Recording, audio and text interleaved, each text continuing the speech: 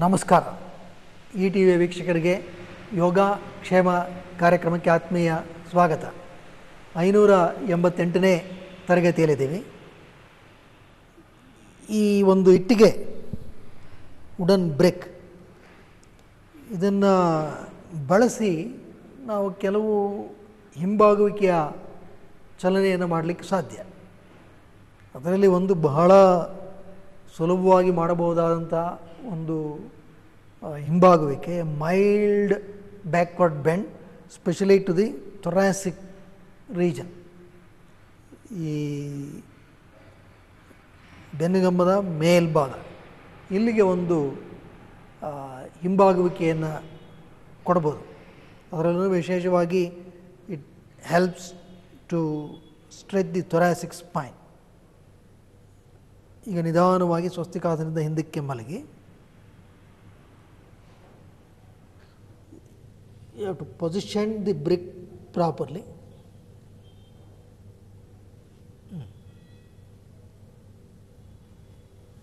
ಕೈಗಳನ್ನು ಮೇಲಕ್ಕೆ ಚಾಚಿ,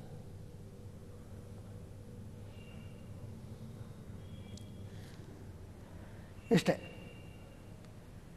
ಇಲ್ಲಿ ತಾವು ಗಮನಿಸಬೇಕು, the centre of the chest is propped up.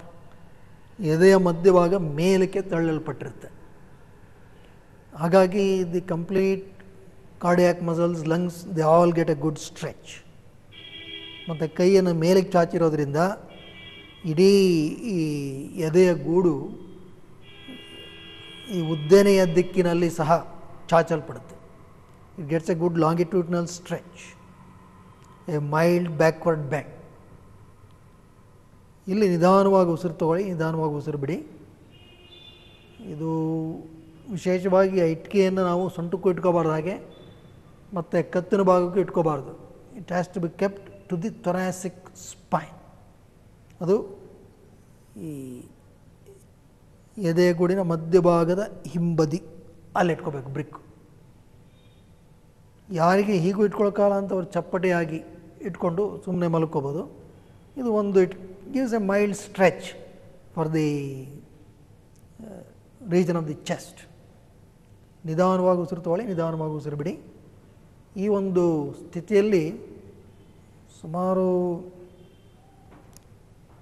1 ರಿಂದ 2 ನಿಮಿಷದಷ್ಟು ಕಾಲ ವಿರಮಿಸಬಹುದು. It helps to give a mild stretch to the complete thoracic cavity. Your lungs, the cardiac muscles, the cardiac region, they all experience a mild stretch. Breathe properly. ಮತ್ತು ಕತ್ತಿನ ಭಾಗ ವಿಶ್ರಾಂತ ಸ್ಥಿತಿಯಲ್ಲಿ ಇಡಬೇಕು, ತಲೆ ಭಾಗ ವಿರಮಿಸಿರಬೇಕು. ಯಾರಿಗೆ ಅದು ವಿರಮಿಸೋದಕ್ಕೆ ಸಾಧ್ಯ ಇಲ್ವೋ ಅವರು ಒಂದು ಈ ಇಟ್ಟಿಗೆಯನ್ನು ಹೀಗೆ ಚಪ್ಪಟೆಯಾಗಿ ಇಟ್ಕೊಂಡು ಮಾಡ್ಬೋದು, ಹಾಗೆ ಎತ್ತರ ಕಮ್ಮಿ ಆಗುತ್ತೆ. ಇಲ್ಲ ಈ ತಲೆಯ ಕೆಳಗಡೆ ಒಂದು ಬ್ಲ್ಯಾಂಕೆಟ್ ಮಡಿಚಿಟ್ಕೊಳ್ಳಿ. ಒಟ್ಟಾರೆ ಏನಪ್ಪ ಅಂತ ಹೇಳಿದ್ರೆ, neck muscles have to be relaxed, that they should not get any undue strain. ಕೈಯನ್ನು ಮೇಲೆ ಕೆಳಿತಾ ಇರಬೇಕು. Keep on stretching the arms. ನಿಧಾನವಾಗಿ ಉಸಿರು ತಗೊಳ್ಳಿ, ನಿಧಾನವಾಗಿ ಉಸಿರು ಬಿಡಿ. Breathe consciously.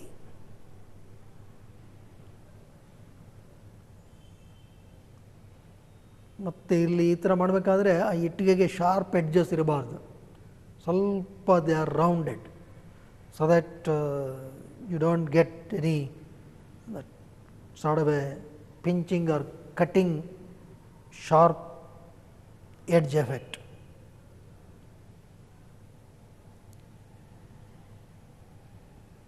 ಹಾಗೆ ಈ ಇಟ್ಟಿಗೆಗಳನ್ನು ಮಾಡಿಸ್ಬೇಕಾದ್ರೆ ಆ ಒಂದು ಎಚ್ಚರವನ್ನು ಗಮನಿಸಬೇಕು.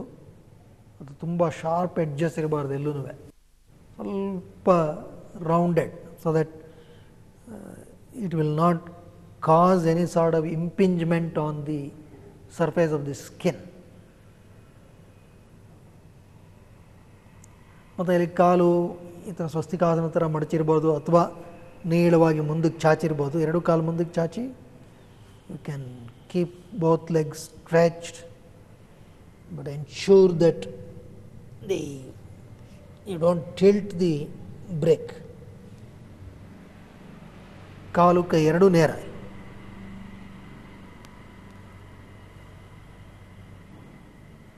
ಮತ್ತು ನಿಮ್ಮ ಉಸಿರಾಟದ ಕಡೆ ಗಮನ ಇರಬೇಕು.